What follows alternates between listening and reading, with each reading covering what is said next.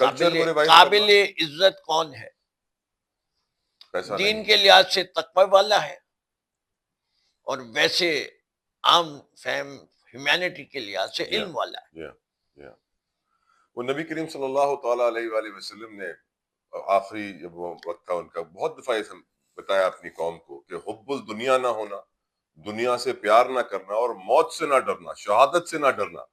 اور آج دیکھا جائے تو پوری ہماری نیشن، دنیا کی ساری آبادی حب الدنیا ہے، پیسے کے پیچھے بھاگ رہی ہے. یہی خواہش ہے کہ بڑا گھر، بڑی گاڑی، بڑا نوکر، میرے پاس زیادہ سے زیادہ بینک بیلنس ہو اور میں اتنا ہی کامیاب سمجھا جاؤں گا. خیر نقوی صاحب، نا اب سوسائٹی سے ہم تھوڑا سا آگے بڑھیں، اور سوسائٹی سے کنیکٹڈ ہے معیشت.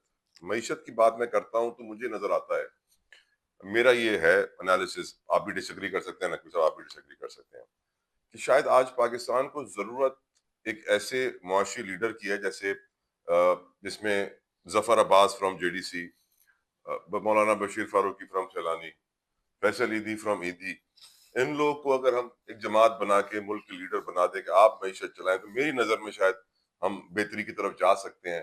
اور مجھے کوئی آپشن نظر نہیں آ رہا، کیونکہ ہماری قوم کو نقوی صاحب مانگنے کی عادت ہو گئی ہے. سندھ کے لوگ جب سیلاب آتا ہے بڑی بڑی تعداد میں نقل مکانی کرتے ہیں، اور پھر وہ کہتے ہیں کہ ہاں جی بورڈ آئے گا، سیلاب آئے گا تو باہر سے ڈالر آئے گا، امداد ملے گی، ہمارا فائدہ ہوگا. میں اس سوچ کے بالکل خلاف ہوں. میں کہتا ہوں کہ لوگوں کو آپ ہنر دیں، اسکل دیں، نوکریاں دیں، انڈسٹریاں دیں، نہ کہ ان کو پیسے دے دیں ان کے ہاتھ میں کہ آپ کو کوئی کام نہ کرنا پڑے اور یہ لو پیسے. تو جو ہاتھ دینے والا ہے وہ بہتر ہے، جو ہاتھ لینے والا ہے وہ برا ہے. یہ بھی نبی کریم صلی اللہ علیہ وسلم نے ہمیں بتا دیا ہے. ہماری قوم میں ہاتھ لینے والے زیادہ ہو گئے ہیں، ان کے لیے کیا کرنا چاہیے؟ معیشت میں کس طرح بہتری لانی چاہیے؟ یہ دیکھیں، میں پرائمریلی آپ جو بات کہہ رہے ہیں ان سے ڈس ایگری کرتا ہوں. کیوں ڈس ایگری کرتا ہوں؟ کہ یہ جن اداروں کی آپ نے بات کی ہے، فلاحی ادارے، یہ فلاحی ادارے ہیں.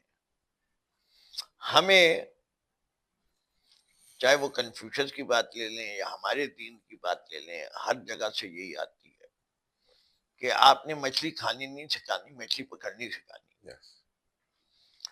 آپ نے دولت کو سرکولیشن میں رکھنا ہے، ذخیرہ اندوزی نہیں کرنی. آپ کی ذمہ داری ہے کہ خدا نے جو جو نعمتیں آپ کو دی ہیں وہ نعمتیں آپ خود بانٹیں. دین اسلام جو ہے وہ ایک سوشل ویلفیئر کا مذہب ہے.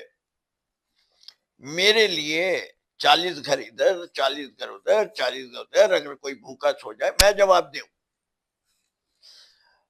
میرے ہاں مجھے بار بار قرآن کے اندر حکم دیا جائے والاقربا والمسکین وابن السبیل والسائل. بالکل. مجھے یہ کہا جاتا ہے کہ اگر کسی آدمی نے تمہارے سامنے دستے سوال کر دیا تم اس کو دھتکارو گے نہیں. یہ دیکھیں، یہ دونوں، Islam as a religion promotes creation of wealth, but creation of wealth کے ساتھ it also promotes responsibility. And I think so that's the model we want to follow. اسی لیے ہم ریاست مدینہ کی بھی بات کرتے ہیں، بار بار کرتے ہیں، اسلامک ویلفیئر اسٹیٹ کی بھی بات کرتے ہیں. اس لیے اللہ میاں نے عقل کے بٹوارے میں برابری کی ہے یا نہیں کی ہوئی وہ میرے لحاظ سے نہیں کی ہے، لیکن خدا کا نظام عدل کچھ اور ہے. وہ جو جو نعمتیں آپ کو دے رہا ہے انہی نعمتوں کے لحاظ سے آپ کا حساب بھی ہوگا یوم آخر. بالکل. تو کسی کو زیادہ دیا، کسی کو کم دیا، کسی کو کچھ زیادہ قوم دیا. کو عادت ہو جائے ہاتھ مانگنے کی تو ہم اس قوم کو کیسے بہتری کی طرف لائیں؟ خود انحصاری. آپ جب کہتے ہیں کہ ہم نے جو ہے بھیک نہیں مانگی تو نہ مانگے، بیلٹ ٹائٹننگ کرے، قوم کو بتائیں یہ کتنے دن، اور پھر اکراس دا بورڈ ہونی چاہیے. یہ نہیں ہو سکتا کہ غریب کے اوپر اسکرو ٹائٹ اور امیر کو تو ویسے ہی صحت پہ فرق نہیں پڑتا.